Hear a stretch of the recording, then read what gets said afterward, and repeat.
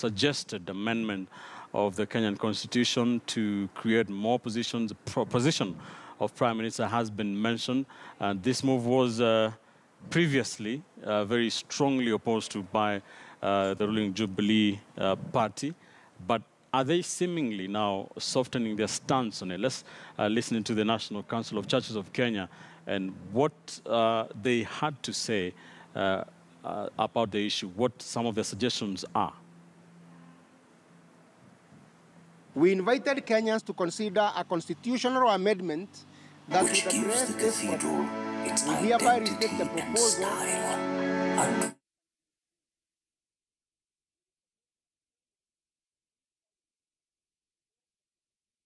of Kenya 2010 to provide for A, an expansion of the executive to provide for the president to appoint a prime minister and 2 deputies as part of the executive of the winning party or coalition. The prime minister and deputy prime ministers will sit on the cabinet and may answer questions in parliament. These positions can be ascribed other names. We hasten to add that this is an expanded executive of the winning party or coalition.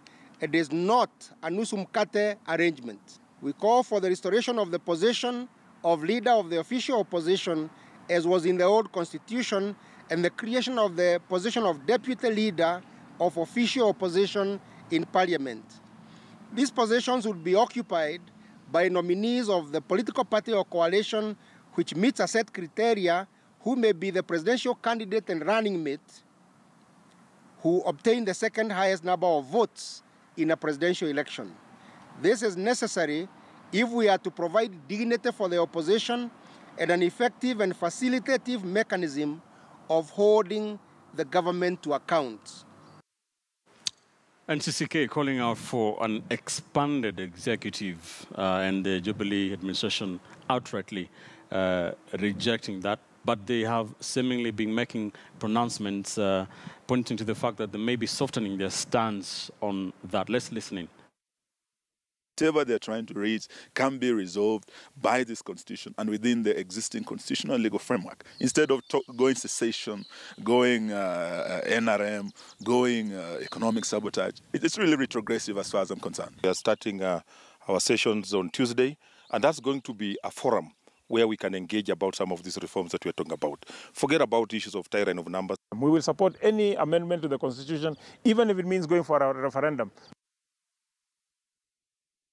All right, gentlemen, I don't know what your thoughts are on this. Let's take the next 20 minutes to talk about this. Let me start with you, Dismas. What NCCK was proposing there, an expanded kind of executive, are we trying, or is the country trying to create positions for people, for power, rather than take a look at what, the nation needs? In my view, NCCK is giving a wrong prescription for the right disease. Right now, the question is, how do you run an election which is free, fair, and credible? It's not about creating positions for anybody. What NCCK wants to do is to create positions for people become number 2, number 3. That are, if I know I can also run and win as an MP back in my constituency, I just go run, I become number 6, and then the constitution gives me a soft landing pad. That's unacceptable. We decided that we are going to work with a US system, a presidential system. I mean, during the last election, United States system, yeah. When Trump gave Clinton a beating, Clinton did not demand for the review of the US Constitution for her to be sorted out, to be captured even somewhere. Even though she won the majority vote. Yeah, but you see, for them, they've got their rules. You're told that you could win the majority, but if in the college you're not a winner, you're not a winner. So the problem in Kenya is not about our constitution. The problem in Kenya is executing the constitution. The NCCK and other religious leaders and the private sector stakeholders should just ensure that we respect the constitution that we have today. That if you go for a race, Raila Odinga is running against President Kenyatta. If President Kenyatta wins, then everybody believes he has won and Raila Odinga goes back to Bondo. If Raila Odinga wins, everybody knows Raila Odinga has won. President Kenyatta goes back to Gatundu. You don't want Raila Odinga to become president and then you create a soft landing for President Kenyatta or the converse. So I'm wondering where these religious leaders spend all their time with members of the private sector, because they're coming with the wrong prescriptions. Right now the issue is, did IBC deliver a free, fair, credible election? NASA says no. Jubilee says yes. The key players like NCCK, KEPSA, Chambers of Commerce and Industry, come, all of them are conveniently sitting on the fence. So that whoever gets sworn into office, they'll say, for us, we work with any government in office. And it's time for Kenyans to start taking decisions.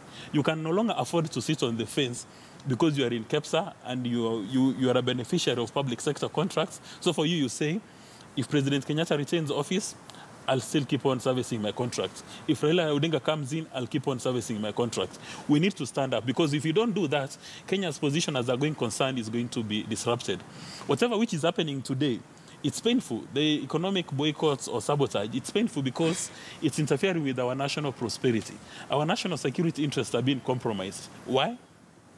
Because the people we have entrusted with our opinion leadership, thought leadership, are seated on the fence. When you listen to Canon Karanja, you cannot help but start asking yourself, what solution is he giving? Because Raila Odinga has not said there are creates for me a position in the National Assembly. And Ben Kitil, in any event, if you create those positions that are NCSK suggesting, all of them will go to Jubilee, because Jubilee has got the majority in both houses. So what is Canon Karanja talking about, with all due respect? All right. Hesbon, the rationale that has been given for that is to try and heal the nation after a divisive election. I would understand where NCCK is coming from, because you look at our political context and, the issues within our political. We need a solution, and you'd understand that they've actually identified what the major problems are. And I've actually said this before, that we need to find a situation where we give our losers a dignified landing, And that is the conversation that they're having. Now, Dismas is comparing to the United States of America currently. Now, their democracy has been there for more than 300 years. But you look at what they had in the 1920s when a presidential candidate called Al Smith lost, he actually suggested that. But he suggested that as a solution to a problem. What the United States of America did is they addressed the problem. Now, coming back to Canon Karanja, he's not even saying that a loser... So do you think we should create a soft landing for losers? Now, I'm not saying that we should create, but what he's saying is we should create a soft landing for losers so that they are dignified by giving them a legislative position in parliament. But he's not saying that we should appoint them as executives, because that, again, remains with the winning coalition. But where I think they're going wrong is they're trying to give us a solution to the problem now, but not addressing the root cause. My understanding of the political situation in Kenya is that what we need to solve, the dialogue that we need to have right now, is to address the issues that underpin the character of our politics. And if you look at the character of our politics, the character of our politics is so ferocious. It is characterized by acrimony. It's a situation of winner takes it all, and the loser does not want to concede. It is characterized by the political class interfering with the political processes and the independent institution. And that is what we need to address. And if you're going to have a conversation, it's not a conversation about who becomes what. Because the moment we focus on who becomes what, we lose the plot. The issue should be, why do we have this kind of a political dispensation that always leads us in problems after the election? Can we sort those issues? Can we address the nitty-gritties that characterize our problem? Can we identify the people who interfere with our electoral process and find a way of mitigating this kind of interference? Can we sanitize the political system? Can we say no to politicians who use the tribal card to divide Kenyans along tribal lines? Can we find a way of holding politicians accountable so that everything that they do is in the public domain and the public evaluates the political class on the basis of the integrity of their character and what they have to offer the public?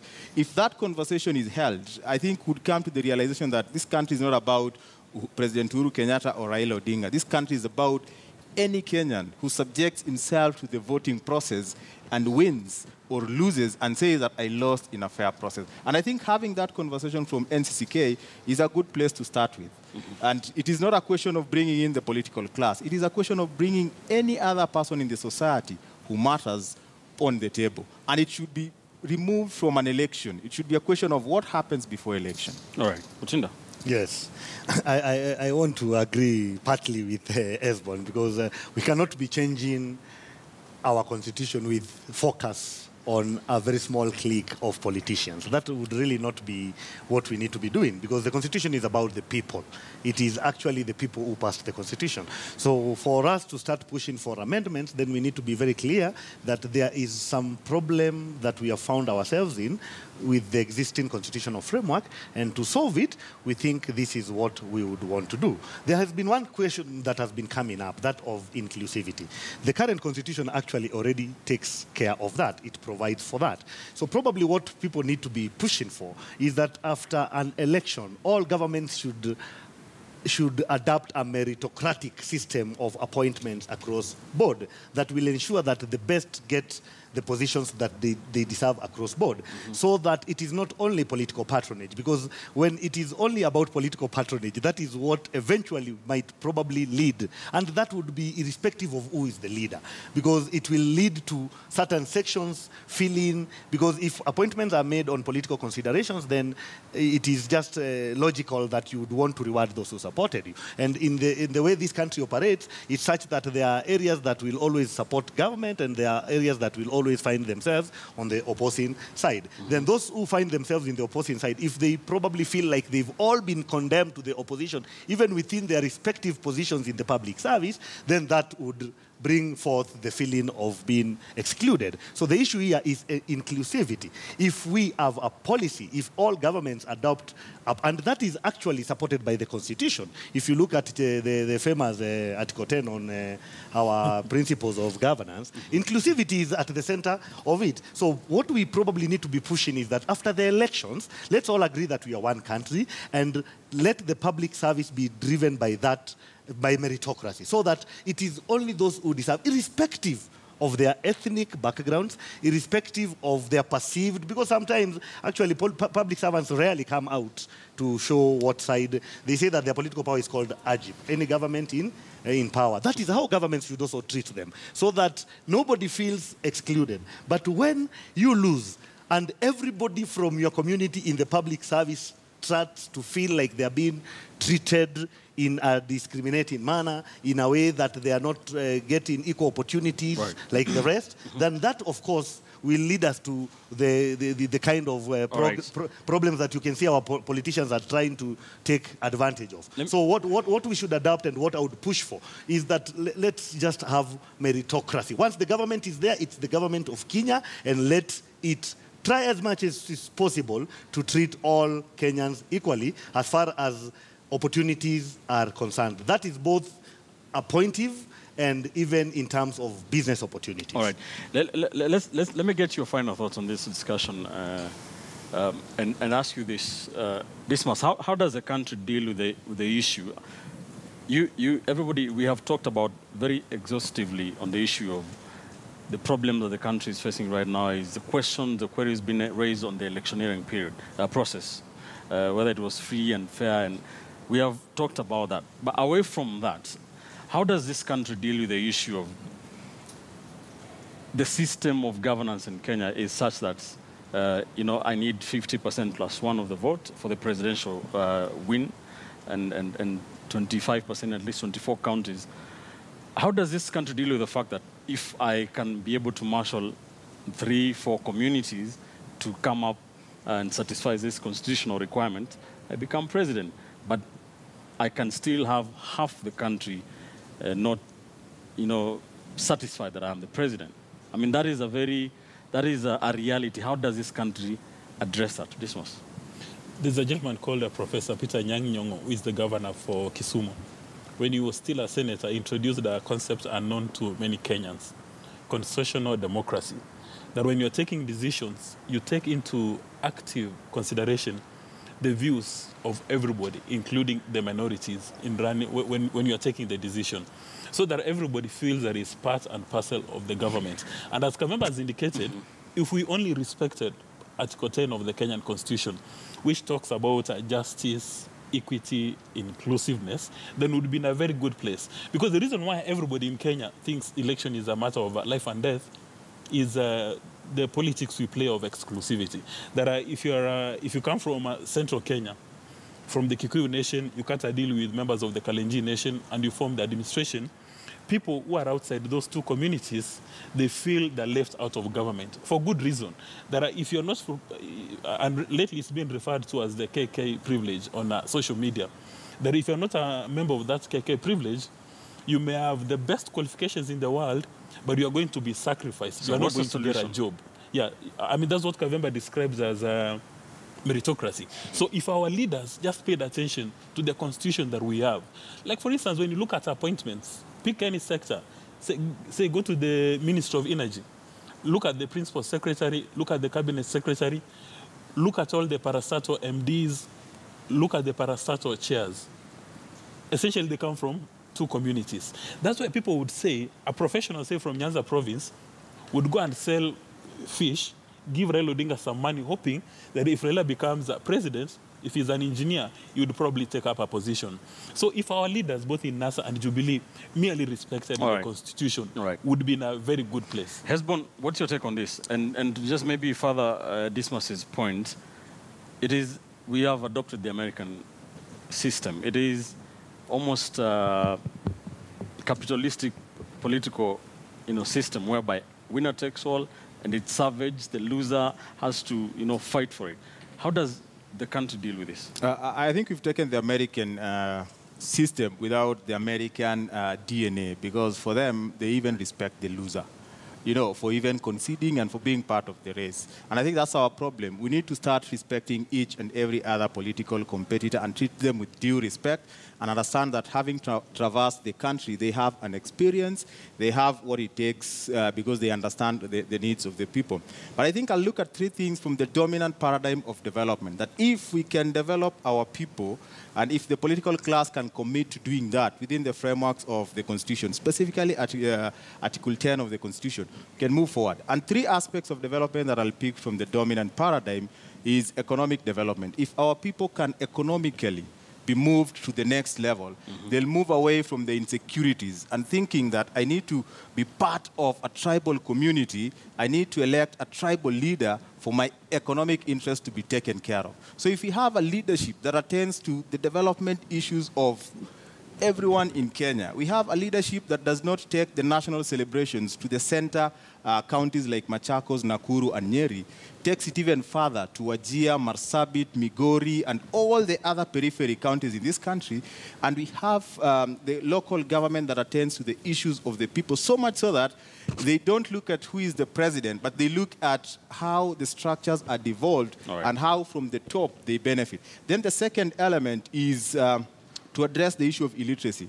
Because again, you realize that a developed country is measured along issues of literacy levels. And I'm not talking at literacy in terms of education. How can we have a leadership that will make sure that we are politically literate and we understand stuff so that we move beyond the tribal leanings? Thank you. Mutinda, your final thoughts, very quickly.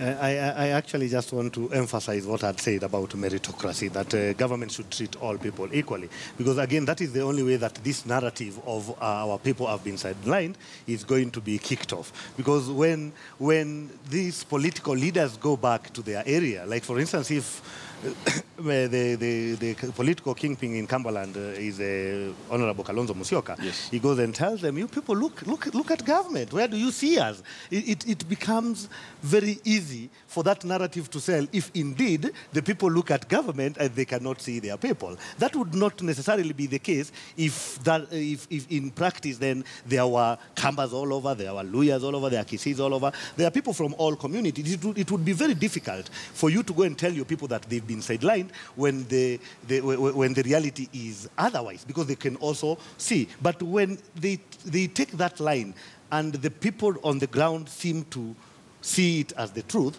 then it becomes very difficult for us not to polarize our politics ethnically. But if we can embrace that all Kenyans are taxpayers, all Kenyans are part of government, and actually government is not just about the people. You know, the other thing is there is a mamboga somewhere. I normally go to shop sometimes for my family. And one day I was having a political discussion about some of these things. And I asked, I raised that issue of inclusivity.